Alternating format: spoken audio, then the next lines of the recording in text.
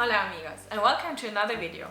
Today I want to talk to you about my summer TBR, which consists solely of my recent book haul. Yeah, so I'm further ignoring the unread books I have on my shelf and will instead only read my new ones. Shame on me, I know. And yeah, let's get right to it. It's a few books on the list, and the first ones that I want to show to you are The Six of Crows duology by Lee Bardugo, which consists of Six of Crows and Crooked Kingdom. And these books are also set in the Grisha-verse. If you don't know about it, the Grisha-verse consists of several books, mainly the Shadow and Bone trilogy, which is also right now on Netflix as a new series. And these books are set 2 years after the events of the Shadow and Bone trilogy, following a different cast of characters in a different region, but in the same land, in the same universe and cosmos of the Shadow and Bone trilogy. So you will recognize some of the magic systems, some of the characters. It can be read independently, but if you're interested in reading all of it, you should definitely read Shadow and Bone first, just because as this is set 2 years after the events in the last book, it will probably allude and spoil a few of the major events and plot points happening, so just keep that in mind. But if you just are interested in this, it can be solely read as a duology and you don't need to read the trilogy first. So what this is about is it's about a guy named Cass, and Cass is a criminal prodigy, and he's got an offer to pull off a dangerous heist, but he cannot do it alone, so he's assembling a team of outcasts, dangerous outcasts, I think 6 in total, to pull off this heist, and eventually the goal is to become like a millionaire and be super rich, and so they can do all that they want to do. They have nothing left to want in their life. Yeah, the synopsis doesn't tell us that much, only that this heist somehow evolves in a way that it could be that Cass and his crew of criminals are all that stands against the world and their ending, or something like this. So it's very, very mysterious, but also, yeah, they're a kind of mismatched team of characters. Very, very interesting dynamics, I think. I've only started reading it. And I always love like this kind of heist novels, because I love this trope and I could read about it all the time. So I'm very, very intrigued about these books.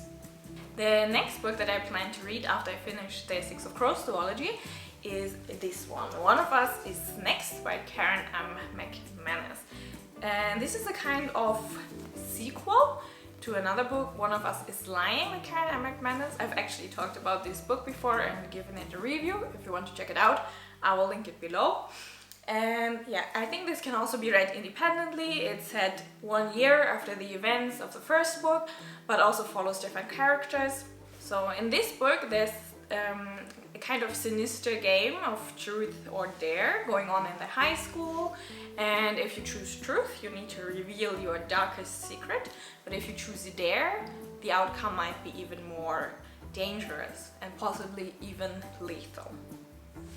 So the thing is, no one knows who to trust with this game, no one knows who's behind it, and when this game takes a really, really dark turn and deadly turn, they have to quickly find out who is behind this game to prevent worse from happening. Yeah, so I'm also very excited about diving into this, because I really, really enjoyed the first book. I think it really kept the mystery going on quite nicely, and I expect a lot from this. I love these kind of like truth or dare games that just escalate. So it's just something I really enjoy reading about. So I think this will be a very quick read, like 1 day, 2 day read, I think. Yes, and because I've been loving this YA fantasy series lately, I'm planning to read this one next.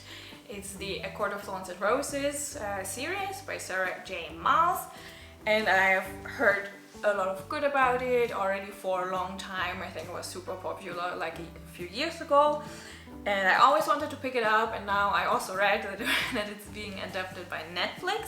So yeah, there was just another incentive, and I was like, okay, now I really have to buy it and read it, even though I literally knew nothing about the content and the story, but I was just like, okay, so many people liked it, it cannot be like something that I won't enjoy. So the story here is that there's a girl, she's called Fairy, I think, and yeah, she's trying to provide her family with a hunt she's doing, and in this hunt she kills a wolf.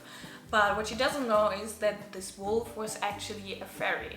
So she committed a major crime because she murdered one of them, and now she has to be punished in that land for the crime she committed.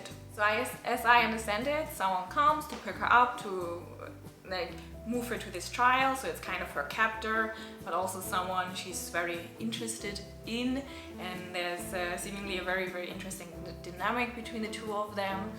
And yeah, Fair quickly finds out that it's very, very dangerous in the fairylands, much more than she expected, and now she also has to break this ancient curse or be kind of doomed forever to not have the love she wants in life. Yeah, that's pretty much, like I said, all that I know about it. I will just find out more when I dive into it. Sometimes I actually prefer not knowing a lot about the books before I read them, because then it just keeps you more on edge and keeps you more surprised even when the story is just being set up. So yeah, also very excited about it. I think the first and the last book are very quick reads. The one in the middle a bit more dense, or not sure if it's dense, but definitely longer. And I'm definitely excited to pick them up. And the last books I want to talk to you about are another series. This one is called Arc of a Scythe by Neil Schusterman, and it's a trilogy.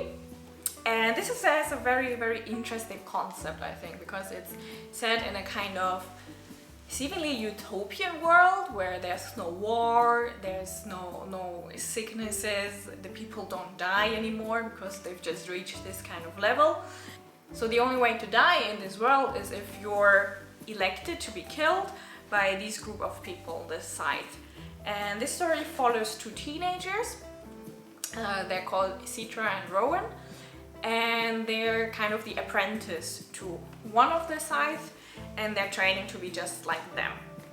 So these teenagers are just learning the art of the killing and the necessity of why they do what they do, and only one of them can become a Scythe. So they are both apprenticing, but only one of them can actually do the profession later. And the way that it works is that the person who is not chosen will need to be killed by the other one that actually won this apprenticeship.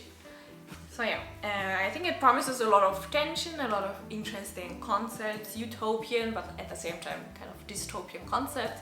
And yeah, I'm very, very excited. I've never read anything by Neil Schusterman before, but I've heard his books are good, so I'm sure I will enjoy it. The concept is very, very intriguing to me, so I also cannot wait to pick it up. I hope I will just fly through it, because I'm sure this is just super engaging to read.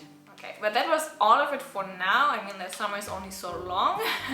I hope I will finish all of it, but at the rate we're going in with the corona restrictions active, I think I will find plenty of time to read all of them. If you have more recommendations, like the books I just showed you, because I'm very, very right now into YA fantasy, and also like this kind of concept that is very, it feels like it was never really done before. That's very interesting to me. So if you have any recommendations, please let me know in the comments below, or if you have already read one of these books and want to share just your thoughts on it, spoiler free of course, because I'm not that far yet, but yeah, I would love to discuss with you. And yeah, otherwise I will see you next time. Bye!